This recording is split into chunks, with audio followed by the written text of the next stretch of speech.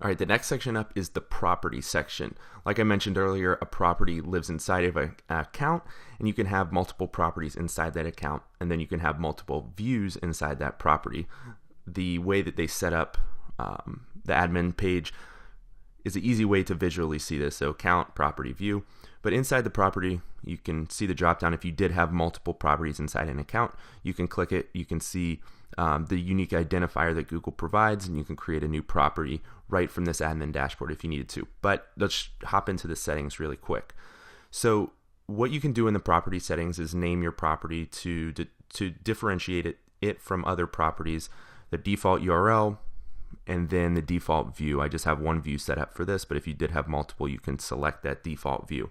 The industry category, this doesn't really change the data in any real way, but Google does sometimes send out announcements and product updates that might be interesting for your particular industry, and you can select that there. And then if you want to enable advertiser features like the demographic and interest reports, which we will be showing a little bit later, you're going to want to make sure this is on. Now, the one caveat to this is that you're going to have to make a change to your tracking code, but it is worth it because you get some really interesting reports from these, and you can see, you can filter information based on demographic interests, age, gender, things like that, that can help you hone in on your advertising. And then in-page analytics, I always kind of select that as on.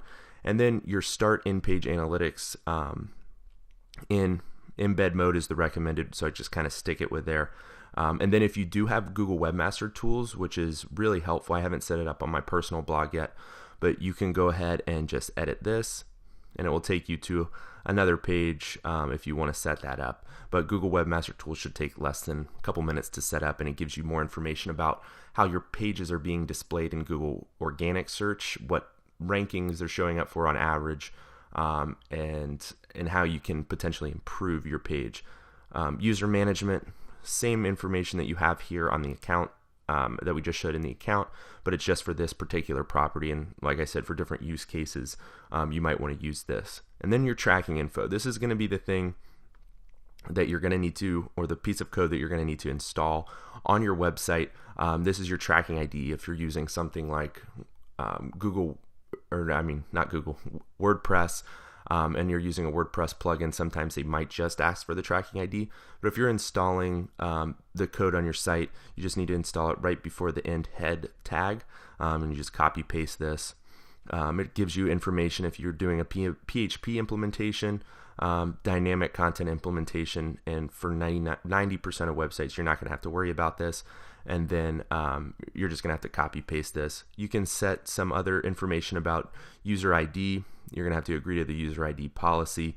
But again, most of this is not really beginner level stuff. Session settings. So this is something that is important, but a lot of times just leave it on the default because it's not really going to affect your data that much unless you have a particular need. But what session timeout means is just if somebody's inactive on your site for this amount of time, cancel the session. So you don't want it to skew your average session duration, and your campaign timeout, same thing. Organic search sources, leave this the same. Referral exclusion list. Now this is helpful if you do have websites that you want to exclude. You can just add the referral exclusion from certain domains. There are some small use cases for this. I rarely, if ever, use excluding referral sources, just because I think it's helpful to be able to track everything. Even if you do know that certain referral sources are skewing your data a little bit, you can pull that out in the reporting section, and we'll go over how to do that in a little bit. Same thing with search term exclusion list. Google does not provide a ton of data for organic search traffic anymore, but just know that this is an option when you get to it. Now, product linking, this is something in my Google AdWords course we talk a lot about, and there's a lot of potential applications for AdWords inside of analytics because it gives you another layer of data in your reports, and it will pull what AdWords accounts are connected to your account from your email. So I have 3 connected right now. I can select which ones I want to link, and then adjust the configuration from there. If you are running AdWords campaigns, I highly suggest you use this option. Like I said, a lot of valuable information that you can pull from Google AdWords that you can't see in the Google AdWords dashboard, and you can connect the two, and you can pull that analytics data into your AdWords dashboard and vice versa. So highly recommend going with this if you are running AdWords campaigns. AdSense linking, same thing. You're going to be able to see which positions are performing the best, driving the most amount of revenue, and it gives you another layer of information that AdSense does not provide. And then all products, you can see which products are connected, and you can see some of the other products that you can connect to directly to Google Analytics.